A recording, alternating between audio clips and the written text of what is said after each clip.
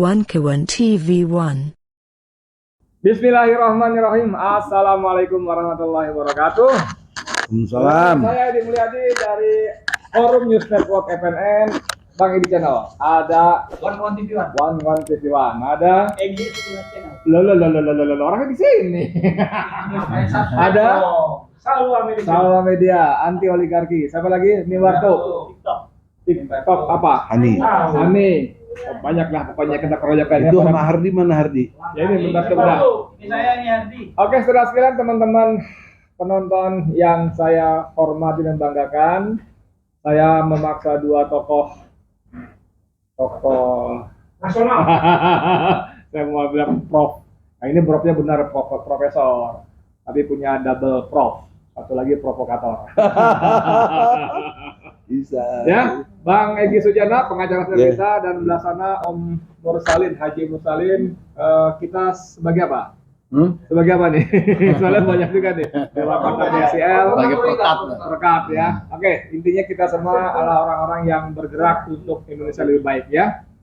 Kita memberikan dukungan kepada MK, hakim-hakim MK untuk bisa mengambil putusan secara adil dan berani, jujur ya.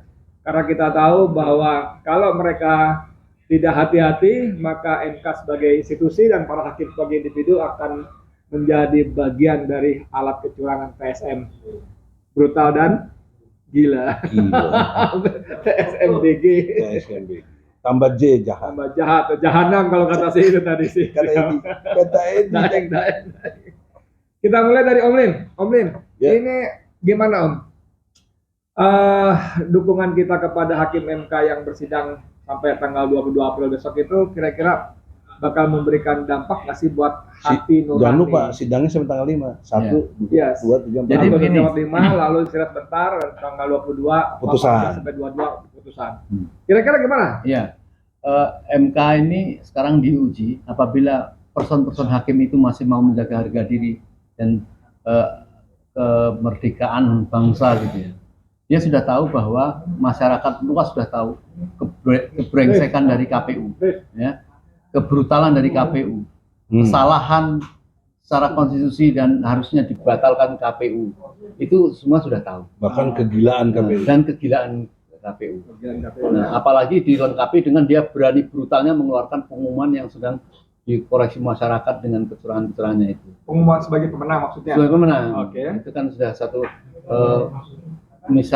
mestinya langsung bisa ditindak gitu ya. Nah, yang kedua adalah lembaga yang terkait adalah Bawaslu. Bawaslu itu kan badan pengawas pemilu. Ya. Dia itu ditugasin ya, untuk mencari penyimpangan-penyimpangan, kejahatan-kejahatan dalam proses ini. Seharusnya. Tupoksinya. Ya. Ya, tupoksinya. Tugas Tapi- pada fungsi. Tapi jangan kan dia begitu dilaporin dengan laporan-laporan yang seperti itu bisa ditanggapi mental, dianggap nggak berhasil. Ini dua lembaga ini sangat brengsek sekali. Saya nggak ngerti nanti kalau negara ini betul-betul dipimpin oleh orang yang benar. Ini dicatat ini dua lembaga ini harus dipenjarakan nomor satu. Para komisioner. Nah sekarang rakyat sabar walaupun dua lembaga brengsek ini terjalan mempercayakan kepada MK dengan kebaikan, dengan niatan dari para tim lawyers dari paslon ini masih menghormati ya, mengenal secara pribadi orang-orang yang baik di MK itu. Apakah dia juga berani tersandera oleh istana, tersandera oleh Jokowi, walaupun mereka ini merupakan satu paket, tidak ada kepercayaan. Disinilah diuji.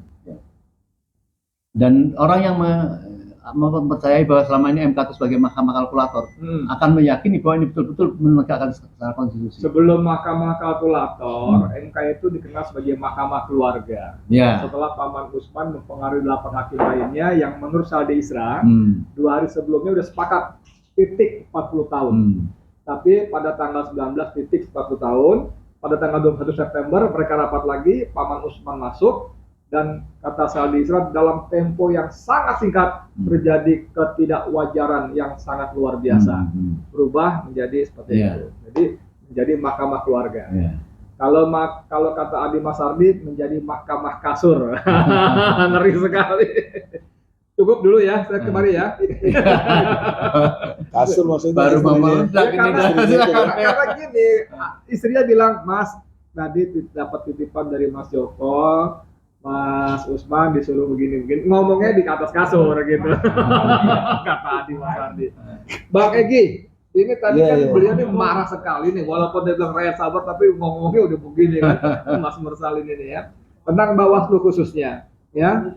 Seperti tadi disebut bahwa tupoksinya adalah menjadi pengawas pemilu, tapi ternyata menjadi bagian dari justru penjaga kecurangan pemilu. Betapa banyak seperti ternyata dalam pengakuan yang disampaikan dalam sidang, Ketua Bawaslu sendiri mengatakan bahwa mereka tidak menindaklanjuti. Kalau istilah Ari, Ketua Tim Hukumnya, itu ada 70 lebih laporan dari THR-nya Anies yang tidak ditindaklanjuti, termasuk soal ketika KPU menerima pendaftaran dari Gibran yang belum mengubah PKPU-nya.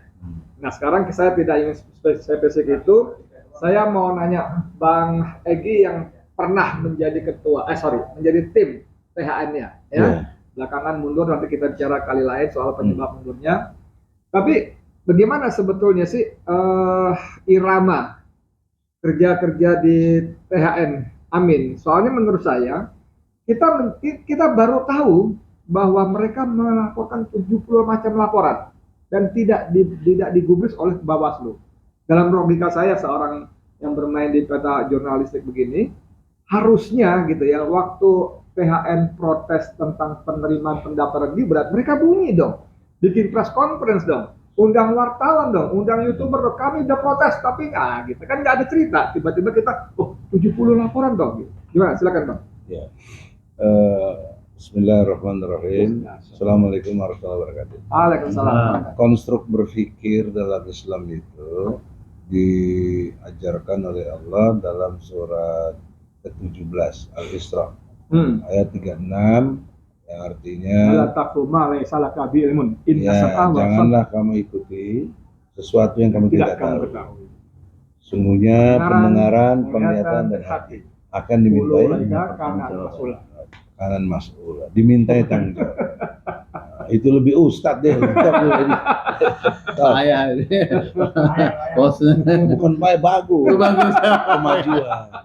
Jadi dia telah menerapkan Islam fungsional. Jadi Islam telah berfungsi dalam diri. Saya singkat, ini menjadi ahi, akal, hati, indra. Nah, jadi ahi ini kalau panggilan dalam Islam itu saudara. Nah, saya panggil ahi untuk para MK. Dan siapapun yang di THN, ahi. Apa ahinya? Akal sehatnya, hati nuraninya, indranya, memahamikah tentang 3 hal penting. 1, nilai-nilai keimanan. 2, nilai-nilai keislaman, karena mayoritas semuanya Islam. 3, nilai-nilai yang dimaksud dengan ihsan. Nah, ini juga wilayah dari ahi tadi. Nah, dari itu juga melangkah kepada satu justifikasi universal, yaitu benar, baik, indah. 3 lagi. Dari baik, indah, dari benar, baik, indah menjadi 3 lagi. Jubedil, jujur, benar, adil. Nah, jadi Islam itu konfigurasi cara berpikirnya itu lengkap sekali. Apa poin pentingnya ke pokok persoalannya? Maka kita dapatilah tadi, makanya Om Lim mengatakan sangat brutal, gila, dan terstruktur, jahanam, jahat, jorok, cuancu. Itu karena 3 hal tadi, beberapa poin tadi itu disfungsional. Ya, jadi akal sehatnya tidak sehat lagi, hati nuraninya udah kotor, nggak ikhlas, nggak jujur, dengki. Nah, kemudian indranya, walaupun dia punya mata tapi nggak melihat, walaupun dia punya telinga tapi nggak mendengar. Nah, dia sama seperti binatang ternak. Balhum adol, bahkan lebih buruk. Lebih ya kayak kambing punya telinga tapi dia dengar kita tapi tidak mendengarkan. Ya, tidak mengerti. Ya, kambing, ayam, bebek, anjing, babi, semuanya juga punya mata. Biru anjing babi tekanannya beda. Intonasinya beda. Ya udah punya mata, Oke, punya oke, hati, oke. enak lagi kan? Oke. Hati ayam. Jadi Tapi- saya potong sebentar, Nah. ini panjangan kalau Bapak kita ini serasa memberi kuliah terus nih. Enggak, Jadi gini, harus ada dasar filosofisnya. ngerti, tapi kita dibatasi durasi. Ya oke. Benar, enggak. Tapi yang penting udah ngerti itu. Jadi Ya. gitu ya, itu sebabnya kenapa Bawaslu tidak menjalankan tupoksinya tadi. Iya. Karena Oke. 3 tadi tidak difungsikan. Tidak ya? berfungsi. Oh, oke. Gitu. Nah lanjut berikutnya, Oke. karena itu tidak fungsi, baik KPU, Bawaslu, DKPP, ya, juga dari tim-tim hukum yang ada ini juga nggak fungsional secara paripurna untuk itu. Makanya saya merasa tidak betah karena fungsi-fungsi tadi itu nggak jalan gitu. Oke. Seperti antum bilang, memang kok udah ada sampai 70 laporan, kok nggak Kita nggak ada denger gitu loh. nggak ada kompresnya, Iya. nggak ada sentuhan hatinya, Iya. nggak ada indera yang dikontaknya gitu loh, nggak ada lagi. Nah itu kan pertanyaan serius juga. Oke. Tiba-tiba dibawa ke MK. Mm-mm. Ini satu, Seolah-olah gini ya. bukan Ini- seolah, ini namanya lompatan berpikir. Tunggu tuh Bang. Ini ada seolah-olah nih orang-orang di luar kayak anak buah Abang juga nih namanya Damai Hari Lubis nih. Damai Hari Lubis tuh menulis artikel yang menurut saya apa ya terlalu lugas ya sampai judulnya adakah apa? ada pengkhianat di tim hukum nasional? Karena memang dalam logika yang ditawarkan oleh DHL ini seolah-olah tadi Bang, semua itu seolah-olah ditampung pelanggaran-pelanggaran itu dikanalisasi untuk menuju MK. Nah, gitu loh. Memang ternyata padahal di Bawaslu juga, cuma nggak bunyi gitu loh. Harusnya di Nah, Bawaslu. ternyata di Bawaslu juga Bang. Ya di Bawaslu itu ada dua komponen. Komponen administratif ya, dan komponen Gakumdu, Gakumdu. penegak hukum Ya, terpadu. polisi, jaksa di situ juga. Di situ ada jaksa, ada polisi ya, sehingga penegakan hukumnya langsung bisa operasional. Oke. Nah, ini semuanya disfungsional Ya. karena AHI tadi. Ya. Nah, Bang jadi Mursalin, sebentar. enggak sebentar, poin pentingnya ini mesti ada closingnya. Poin pentingnya siap. karena pelanggaran disfungsional kepada AHI tadi Ah, dan juga jujur benar adilnya, ah, juga iman Islam ihsannya, ah, menjadilah sekarang disebut tadi TSM ah. BG, J plus banyak. tambah J plus banyak. Nah, output dari itu, ini solusinya ya tadi Saya, Ansel. sebelum sampai solusi, saya mau tanya nih, Om Lim ini kan sekarang banyak bergaul sama jurnalis sama YouTuber. Kalau kita bikin acara, dia dikejar-kejar sama jurnalis.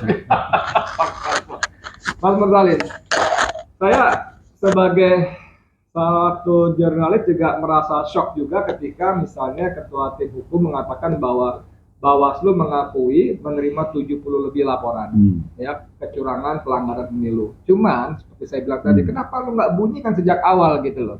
Nah gimana nih soal komunikasi seperti ini? Kenapa tidak ditempuh? Padahal itu penting itu. Ini waktu kita membersamai dengan pengacara yang mendampingin rakyat pelaporan itu, sebenarnya memang sudah nggak niatnya. Tapi nggak niat itu maksudnya apa? nggak akan ditanggapin oleh Bawaslu. Oke. Ya. Jadi padahal kita dengan mengejek lah kan Pak Presiden itu mengatakan bahwa gampang aja kalau memang terjadi sesuatu laporkan saja ke Bawaslu, laporkan ke MK. Ini kan itu yang jiancu itu kan. Jawabannya sama tidak memenuhi syarat formal. Gitu. Nah jadi sebenarnya rakyat itu kan sudah jelas menyatakan bahwa tolak MK. Karena sama saja toh di bawah Saya termasuk yang ketiak. setuju ke MK. Tetapi kita ini kan tidak mau diadu domba. Oke. Karena keputusan dari paslon itu tetap memproses ke MK, dilihat ada iklim yang berbeda. Makanya kita support. Iklim yang dahulu ya kan? itu tidak menggunakan haknya sebagai proses-proses kecurangan tidak. Ya. Sekarang ini akan dilakukan dan sudah ada semacam berdialog sama Bapak Hakim, saya akan melakukan itu. Oke. Nah, sebenarnya ya langsung melompat, sudah nggak pakai itu mau ke angket sebenarnya gitu. Nah, jadi ini hanya angket belum sekarang formalitas. belum disampaikan. Sudah selesai. Lagi belum berkembang. Ya, jadi sekali lagi kita sudah terlanjur begini, kita hormati, siapa tahu kan Makanya Allah kita masih dukung kan dengan berperan aksi-aksi ini terhadap itu kan? membolak-balik hati para hakim ini ya. Oke. Dengan kegigihan ini saya kira kita tunggu sajalah. Sip. Saudara sekalian, tadi Bang Mursalin menyinggung-nyinggung soal apa sih aduan, gugatan ya, yang sudah mengumpulkan faktor-faktor PSM-nya itu. Bang Egi, saya dapat kopinya, ya, dapat naskah punya THN ini sekitar 50 atau 47 halaman, ya. Dan memang saya lihat di situ memang bicara banyak penyelenggaraan TSM itu, Bang. Kalau nggak salah subjudulnya antara pengkhianatan terhadap konstitusi dan sebagainya, ya. Nah, cuman Bang, di naskah 47 halaman itu kemudian dibalas oleh timnya 02 itu hanya narasi-narasi, ya kan, tanpa fakta, tanpa bukti. Bahkan si Hotman Paris yang begini-begini tuh, gitu kan, itu bisa dijawab dalam satu kalimat, gitu. Tapi pada sidang berikutnya ngaku belum siap. Sekarang saya mau tanya. Tadi Bang Mursalin mengatakan bahwa ada nuansa baru, jadi kali ini fokus kepada PSM-nya, prosesnya, bukan angka-angkanya. Bang Egi melihat itu bisa nggak jadi modal sebagai peluru berperkara di MK? Dalam perspektif hukum, kalau cuma pertanyaannya bisa nggak bisa, bisa. Oke. Artinya bongkar-bongkaran di MK itu bisa. Bisa. Cuma apakah diterima apa enggak? Nah, maksud saya itu kalimatnya. Gitu. Apa ini Bisa ampuh nggak? Menurut saya tidak. Tidak ampuh ya? Tidak. Karena kita paham legisme. Legisme itu berdasar kepada legalitas. Nah, legalitas dalam ilmu hukum diatur dalam pasal 1 ayat 1 KUHP yang menyatakan tentang tidak dapat seseorang dipidana melainkan menurut ketentuan hukum yang berlaku, atau ada hukum yang mengaturnya. Gitu. Kalau nggak ada, berlaku ke ayat keduanya, yaitu diputus berdasarkan hukum yang paling ringan. Nah, karena nggak ada hukum yang mengaturnya, putusan yang paling ringan apa? Ya ditolak. Bisa ditolak. Kenapa ditolak? Emang pengaturan soal hukum kecurangan nggak ada ya? Nggak ada, bukan nggak ada. Tempatnya bukan di MK. Kalau cuma ngeluh-ngeluh aja, makanya pihak sana bilang narasi aja. Kalau istilah saya pidato, pidato aja dan persepsi, gitu. Tapi mudah-mudahan yang ngomongan Bang Egi ini akan dengeran nama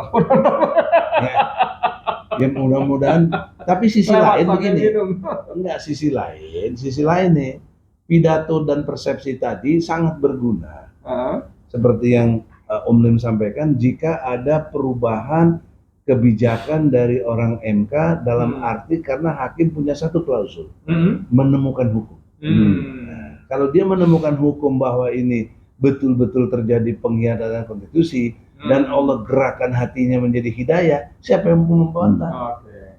Tapi dalam teori hukum itu mimpi. Ya iya, habis gimana? Saudara sekalian, saya kok menjadi, gimana ya, kalau yang dijelaskan Bang Egi itu menjadi kenyataan, mengerikan. Makanya ini solusi. Tunggu satu lagi Bang, sebelum masuk ke solusi, saya punya peluru satu lagi. Betul. Kemarin 303 akademisi, profesor, akademisi segala macam termasuk masyarakat sipil mengajukan diri sebagai amicus curiae, ya, sahabat pengadilan, oleh Profesor perempuan itu siapa namanya, dan teman kita Upetilah Batul. Saya dapat naskahnya juga, dan konstruksi sahabat pengadilan itu kemana? Nggak tahu, tapi MK menerima. Jadi saya mendengar sih pengadilan untuk para hakim MK, judulnya begitu. Tapi sebenarnya Bang, dalam 27 halaman, 10 halaman isi, 17 halaman lampiran berisi nama-nama itu, 17 halaman itu fokus kepada, ini menarik Bang, nggak ribet saya bilang, fokus pada pendaftaran Gibran yang cacat. Jadi kalau kita melamar kerjaan untuk posisi apa, direktur apa segala macam, ada syarat administratif, misalnya lulus S1 kimia atau apa. Nah, begitu syarat administratif ini nggak terpenuhi, otomatis tidak bisa. Nah, itu yang dipersoalkan oleh 303 akademisi tadi, karena menurut mereka KPU mensalah maknai putusan MK nomor 90 tentang batas usia. Di jelentre itu, dipaparkan, dijabarkan. Ternyata dari 9 hakim MK yang setuju dengan gubernur atau dengan wali kota dan atau bupati itu cuma 3. Cuma 3 Bang. Tapi di sini kecanggihan Paman Usman untuk memanipulasi seolah-olah semuanya setuju. Nah, Mas, sampean bukan orang hukum, tapi saya mau tanya soal ini, bagaimana kalau orang tidak memenuhi syarat formal awal administrasi, tapi dipaksakan? Dan kemudian tentu dibantu sama bapaknya, dong. Bapaknya nggak mungkin tunjuk bini doang. Gimana Mas Aben, Mas? Ya, walaupun kita tidak tahu detail tentang hukum, tapi hukum itu kan ada logika. Logika hukum. Ya. Ini kalau mau mengubah yang tanpa ada kepentingan, tentunya kemudian digodok di DPR. Kemudian setelah diputuskan itu kan berlaku untuk yang akan datang. Oh, mulai yang akan datang. Tapi ini tidak. Jelas ini untuk diberlakukan sekarang dan dengan kaitan-kaitan dengan yang lain. Ini yang apa itu kurang ajar sekali, Pak. Masyarakat itu dianggap benar-benar miris, Pak. Ya. Nah, itu gilanya itu. Atau bisa jadi, misalnya dipaksakan, ini ada anak luar biasa hebatnya, pinternya. Yuk kita diperjuangkan, mungkin rakyat nggak apa-apa. Mungkin ya. Iya, ini masalahnya contoh pemuda yang gagal. Ya. Masya Allah. Diduga narkoba. Oke, sekarang kita masuk ke barang terakhir yang udah diledakkan apa Bang Egy tadi. Bang, ini ngomong buruknya, nauzubillah min zalik ya, kita berdoa pada Allah, berlindung pada Allah dari hal yang demikian. Tapi seandainya jika seumpama kalau misalnya, kan? Andai kata. Saking ogahnya, saya saking ogahnya gitu ya, saking ogahnya. Tapi seandainya tambah kurang lagi andai kata. Andai kata. Andai kata tanggal 22 April MK tetap mengumumkan bahwa Gibran menang, apa ini? Ya, makanya saya tidak solusinya mau, Pak? Enggak, saya tidak mau tergiring andai kata itu. Oh, gitu. Saya ingin lebih di tingkat proses, dimensi usaha. Yaitu tanggal 1, 2, 3, 4, 5 sidang awalnya ini. Kemudian nanti di skor sampai ke putusan untuk tanggal 18 mulai sampai 18 lagi, 19, 20, 21, 22. Itu harus diyakini upaya aksinya itu dua. Oke. Yang pertama harus mengacu kepada gerakan public enemy, yaitu yang bikin masalah di negeri ini. Itu namanya Jokowi. Itu sumber masalah yang luar biasa yang membuat kita ini menjadi kerepotan seperti ini. Nah, tentu Jokowi tidak sendirian, ya, dibantu dengan segala argumentasi dan elemen-elemen lainnya. Tapi pentingnya adalah harus kita menempatkan dia public enemy. Musuh bersama ya. Musuh bersama. Caranya gimana? Sebelum sampai tanggal 22, bagaimana ada lengsernya Jokowi? Harus di situ titik-titik gerakannya, Pak Mursalin. Kalau nggak ke situ, nggak bisa, dia tetap bisa mempengaruhi MK. Mau sedikit banyak yang udah nggak ada Usman sekalipun, dia tetap punya kebijakan merasa sebagai presiden. Tapi harusnya dimengerti oleh Jokowi ini, saya minta, secara elected, yang sudah terpilih namanya presiden electednya Prabowo. Ya. Jadi Jokowi nggak boleh lagi ambil keputusan-keputusan strategis.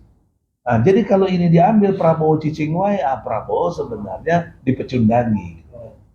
Nah, ini saya himbau Prabowo, Anda sudah terpilih sebagai presiden, diumumkan, ya sudah diumumkan, bukan karena diakui ya, diumumkan oleh KPU, maka Anda presiden terpilih harus mengingatkan Jokowi, lu jangan macam-macam. Udah, sekarang peran lu cuma tunggu aja nanti lengser tanggal 20 Oktober.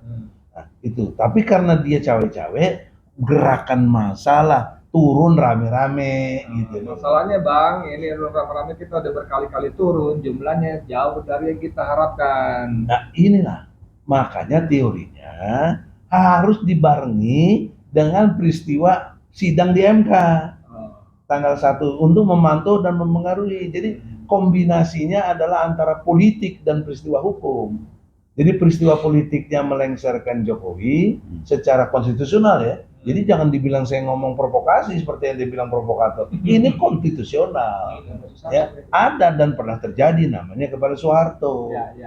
Oleh karena itu, secara konstitusional ini dibenarkan. Kenapa? Karena pasal 1 ayat 2 kita ini negara berkedaulatan rakyat. Jadi turun rame-rame itu maknanya kedaulatan rakyat. Ya, jadi jangan dipahami lagi menjadi penegakan hukum kita menyimpang. Enggak lah.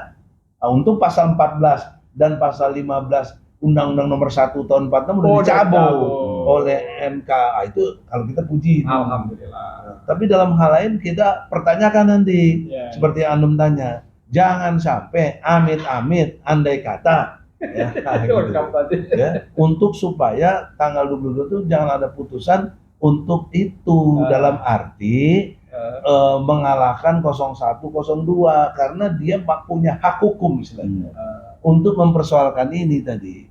Nah, yang istilahnya Om Lim tadi kan barangkali aja dapat hidayah. Amin. Ya itu bisa. Kenapa? Karena hakim punya rumus, namanya menemukan hukum. Nggak boleh juga kaku gitu. Ya, itu yang dimaksud oleh 02. Jangan persepsi sempit. Ya, Todung Mulia ngomong gitu. 03 astagfirullah. 03 ngomong Todung Mulia, jangan persepsi sempit, hanya memahami Mahkamah Konstitusi itu mahkamah kalkulator saja, tapi harus diperluas dengan dimensi keilmuan yang dimaksud dengan apa yang suasana kebatinan rakyat muncul ini. Apalagi kata Ketua Tim Hukum 02 Yusril Iza Mashendra pada 15 Desember 2019 mengatakan MK bisa membatalkan kemenangan Pilpres kalau terbukti curang, tapi waktu dia belum bergabung. Mas, pertanyaan terakhir Mas, seandainya tadi andai kata yang pokoknya kalau macam saya ubah tadi tetap diumumkan 02 menang, kita ngapain? Ya, saya sedikit sebelum itu ya. Oke, monggo. Saya masih husnuzon pada MK ini. Terakhir kemarin ini kok nampaknya dia tidak memperkenankan hadir para tim-tim hukum lawyer dari 02. Saya masih sudah mulai mau berani dan melawan. Nah, jadi tetap kita tunggu. Tetapi bukan menunggu setelah diumumkan dan tetap menolak gugatan, terus kita baru menyusun, yuk mau apa? Enggak. Dari sekarang kita sudah tidak yakin terhadap itu, maka itu kedaulatan rakyat yang tertinggi yang dipegang oleh rakyat, yaitu adalah ekstra parlementer. Kita tidak berharap pada angket yang nampaknya dipermainkan. Mungkin juga ada orang-orang yang mau anggota DPR yang sudah mau yang menggugat lah itu. Kemudian sudah diancam kan. Ini dosa-dosa kamu, ini uang ini kamu, berani nggak mungkin jadi mundur. Jadi sudahlah, kita jangan ikutin permainan-permainan itu. Sekarang saya kira menjadi penting untuk menolak terhadap pemimpin jahat. Ini adalah dengan people power. People power itu adalah turun rame. Terlalu takut ini, saya sederhana sekali, turun rame-rame makan napal. Ya, kita lakukan pegang DPR didudukin lagi. Ini istilah lain. People power kan bahasa Inggris. Masalahnya sekarang banyak joget rame-rame, itu udah rame-rame nggak ada. Oke. Jadi pokoknya turun rame ya. Kita duduki. Kita duduki. Nah, ini persoalan, tapi soal how to dudukinya itu nanti next insyaallah kita bahas dalam kesempatan lain. Tapi intinya kalau saya sedikit review pendapat jawaban dari Mas Mursalin, dia masih punya husnuzon pada para hakim MK, walaupun dengan catatan kita tetap harus menurut saya itu mimpi sejak awal ya. Ada persiapan sejak awal in case ya the worst skenario terjadi, skenario terburuknya. Sementara Bang Egy mengatakan bahwa ada 3 fungsi yang Allah berikan pada manusia tidak digunakan: akal, hati, indra. Hati dan indra ya, sebetulnya pendengaran, penglihatan dan hati, kata Al-Quran tadi surah 17 ayat 36. Akhirnya kita berdoa kepada Allah, semoga Allah membantu kita menyelamatkan Indonesia. Amin. Untuk masa depan Indonesia lebih baik lagi. Sekali untuk doa ente kan YouTuber yang ustaz. Amin. Qulillahumma malikal mulki tu'til mulka man tasya wa tanzi'ul mulka mimman tasya wa tu'izzu man tasya wa tuzillu man tasya wa biyadikal khair innaka ala kulli syai'in qadir. Amin. Saya Edi Mulyadi untuk FNN untuk Indonesia lebih baik. Assalamualaikum warahmatullahi wabarakatuh. Waalaikumsalam warahmatullahi wabarakatuh.